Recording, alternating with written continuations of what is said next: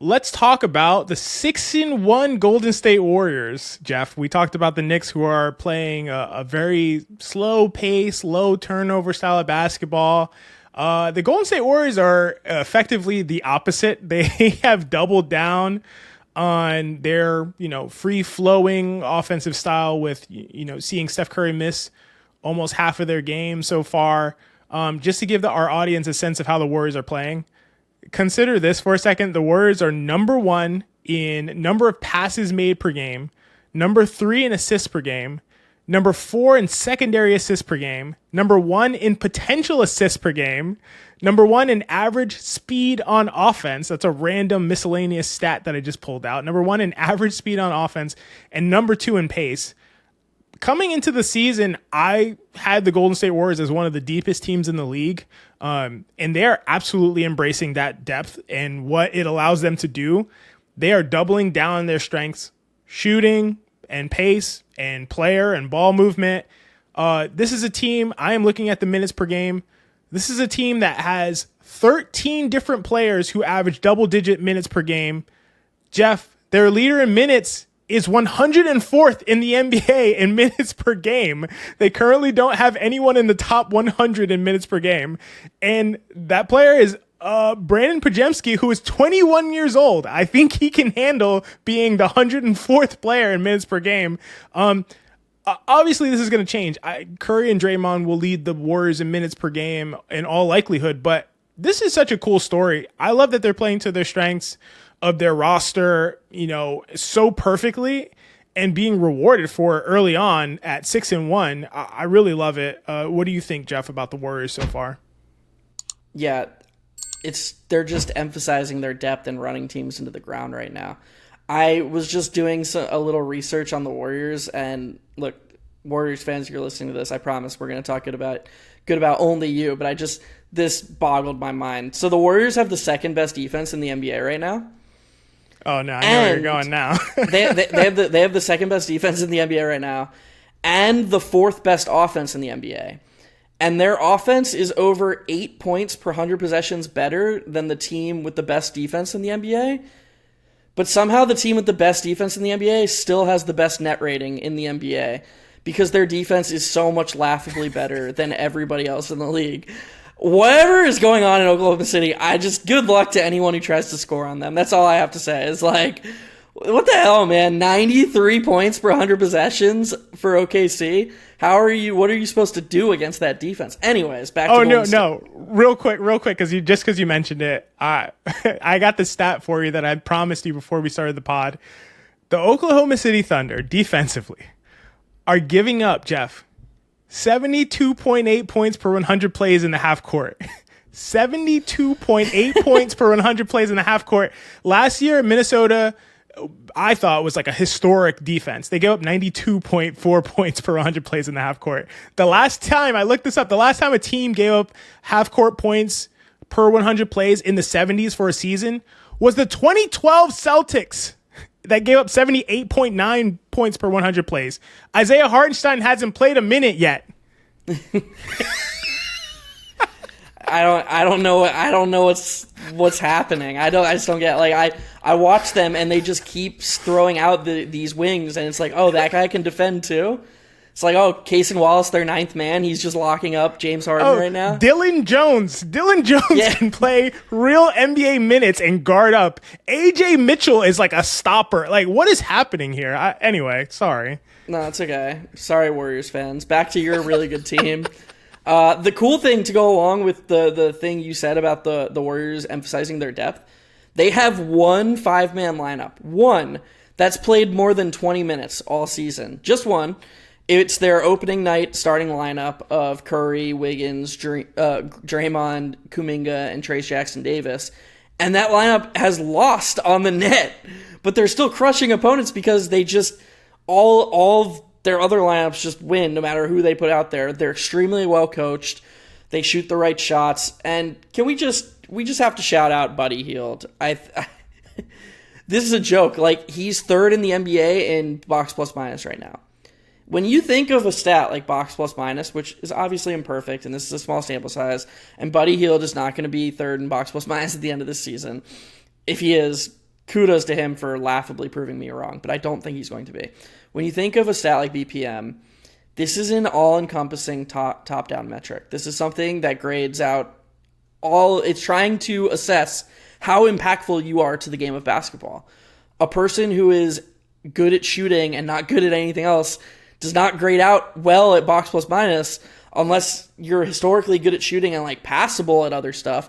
Buddy Hield is not known for being that. He's known for being a very good shooter who's like a bad defender and can't do it. Buddy Hield has been incredible on both sides of the ball so far this season. I don't know how Steve Kerr is doing it. I think Steve Kerr has actually gotten kind of underrated because those Warriors teams that won championships were so good that I think people forget that they won championships in the first place because Steve Kerr took a very good unit and turned it into an all-time great one. Like there was no other changes. They got Andre Iguodala in the 2013 offseason after the Warriors beat the Nuggets in the 2013 postseason and then lost in the second round to the Spurs. They got Andre Iguodala, then lost in the first round to the Clippers, fired Mark Jackson, and Steve Kerr comes along, infuses playmaking into this system, infuses the system of, ball movement, man movement, and boom, they win 3 of 4 championships, make the finals 5 straight years. I think Kerr's gotten underrated. I think he's a person who, for the most part, is going to get the most out of a player who buys into the system. And say what you want about Buddy Hield and all other where he's played basketball in all their areas. One thing he's shown he will do is he can shoot and he will move off the ball. And so this is a place that is ideal for him in theory, and I think that's playing itself out in practice. Yeah, it's such a great point. It is the perfect environment for Buddy Hield. Like you said, he will shoot aggressively. He will move off the ball. He will shoot off the move. And that's what they have him doing. It's completely absurd. Obviously, it's unsustainable. The guy is averaging 31 points per 75 possessions on 71% true shooting. Like this is not possible for anyone to do. Putting up 13.3 3-point attempts per 75 and hitting them at a 50% clip. Like this is nonsense. These are nonsense numbers. These are like, even like peak Steph Curry would be happy to have a 6-game stretch like this, honestly. But I still think everything that you said is totally on point. This is a great environment for him, and the way that they play with pace in the half court, ball movement. If you're open, shoot it, be aggressive. You don't have to tell Buddy Hield twice. Like I said, I didn't stutter. The guy is shooting 13.3 3-point attempts per 75. That's a ridiculous number, but is appropriate for what they're trying to do. So I just really love how they're utilizing everyone on their team. Everyone's being kind of put in the best position possible to accentuate their strengths. Even a guy like Gary Payton II, like I feel like I always am like, why doesn't he play more? He's so good and he adds to what they do. He's a good shooter. He is a really, really good cutter, an excellent on-ball defender. He always seems to be in the right spot. He's only playing like 11 minutes per game so far for them. They just have such a depth of talent with guys everywhere, young guys, older guys, and guys who all know how to play and like within the system. So I'm honestly surprised. I'm surprised that they've been able to perform this well early in the season. But honestly, when you look at it, it's like, I do think they're playing above their heads, but I do expect them to be a little better than most people expected them to be based on the cohesion and the continuity that they have right now. Yeah, I mean, remember, they still get Melton back. Melton was... Yeah. That's a key player for their rotation. I do want to echo the thoughts you shared about, maybe they're playing a little above their head. Look, what they're doing is inarguably impressive, beating anybody by the margins that they're winning at, playing the type of defense they're playing. They had this one possession at the end of a game against New Orleans the other night that I thought was just totally highlighted, not just what a good spot they're in, but kind of what's going on in New Orleans, because the Warriors were up 20 points. They had their B squad in on the court, and they played this 24-second defensive possession where everyone was flying around. The Pelicans couldn't create an advantage, and they just, the effort was so obvious and apparent, and there was multiple loose balls that the Warriors were fighting for, and they're just so well coached. There's so many good players on this team. I'm excited to see how high they can go this year. I do want to reemphasize they haven't really played anybody this year. And so it is impressive to blow out bad teams. I would argue the best team they've played this year is either the Clippers or the Rockets. Like their other wins are 2 against the Pelicans, who have been awful, Washington, Utah, and Portland, who are literally the 3 worst teams in the league. So I guess that's a little harsh to Portland, actually. We were expected to be the 3 worst teams in the league. I'm excited to see Golden State play a little bit tougher competition, see how they hold up, see what they, and most importantly, see what they do with a little bit of, drama's the wrong word, but like, what does Steve Kerr do with their rotation when it's not this easy? When the games are closer, it's easy to keep everyone happy when you're just running everyone out of the gym.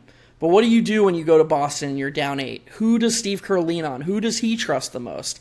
I'm very interested to see how that works itself out, because they have a good problem to have. They have too many good players. They just do. They all can't play across a reasonable stretch unless they're just going to keep blowing all these teams out and running them out of the gym. Once the games start getting closer, I don't see him continuing to play this 13-man rotation. Do you? I mean, like you said, they've had the injuries, and I think that's the reason why the rotation looks how it does. So, obviously, like you said, Melton's missed time, and of course, like I mentioned, Curry's missed time. So, Wiggins has missed a little bit of time. So I just think like that's the reason why so many guys are playing. At the end of the day, like if it's for my money, get Kyle Anderson out of the rotation and just send him to Mars, and then just let Gary Payton play and just play more guard heavy. But yeah, I want to say though, at the same time, to your point, they haven't played good competition, but even considering that, so like Dunks and Threes does their own adjusted net ratings that accounts for strength of schedule, still has Golden State at 6th in adjusted net rating at plus 3.6 per 100 possessions over the first 7 games. So, and like I said, it does account for the fact that according to strength of schedule, they have the very bottom, the worst, or another way to say that is the easiest strength of schedule in the league so far, to your point. So I think it's totally right. But even considering that and making that adjustment, the NBA is still a tough league, and they're still doing really, really well considering everything. Geoff, are you laughing at the idea of the NBA being a tough league? No, I was laughing at looking at the league adjusted ratings and looking at Boston and OKC. Yeah. We don't. I think we're headed for. I don't know. Well, we know where we're heading. We talked about where we're headed in our preseason episode, so yeah. We know where this is headed.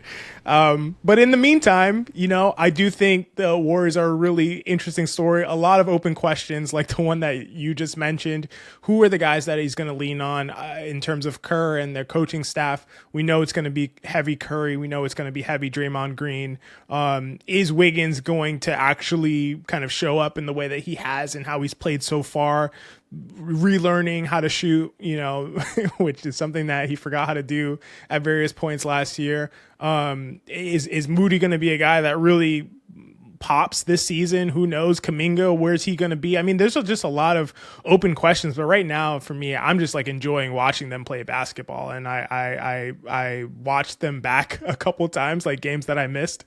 And I'm just like, this is really fun. Like, this is just a really fun style. It's a style that really appeals to me, just aesthetically, moving the ball and getting threes up. And they always have kind of like a highlight every night in terms of just their ball movement, getting a dunk out of it, getting a cool open 3-pointer out of it. And they just seem to be having fun. So I'm just enjoying it right now.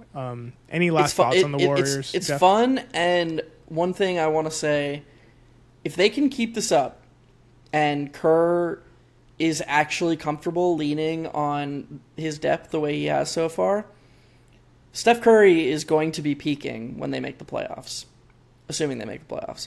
Steph Curry's 35 years old. I think he turns 36 maybe soon, or I don't know. He's 35 or 36 years old. Like, this guy is Superman. Him and LeBron and Durant are unbelievable the way they've aged. Just to clarify real quick, Steph is 36 and a half, so he's going to turn Jesus. 37 Good Lord. next year. Okay, even crazier. He turns 37. These guys are unbelievable, but aging is still a real thing. And even if they don't show it on the basketball court, the recovery process is probably the hardest part for these guys. And if Steph doesn't have to play even 30 minutes a game, and they really, really commit to this, they're giving themselves the best chance for this guy who has been one of the best players of the generation, the greatest shooter of all time, amazing basketball player, to amp up his minutes when the games matter most and give themselves the best chance of contending for a championship. That's a really, really, really valuable thing, and just something that doesn't even go into the analysis of how they've been so far. They're 6-1, and Steph Curry was hurt, and he's playing, limited minutes per game when he's not been hurt. That's an amazing thing. If you had told us before the season, we weren't that high on Golden State to begin with. And if you had told us before the season that Steph would miss half the games and that in the games he played, he would play under 30 minutes a game or whatever, we would be like, oh, okay. So they're like battling for the play-in. But no, they're one of the best teams in the league. And it's because Steve Kerr has got all these players bought into the system and all playing close to the best versions of themselves in one way or another within the system.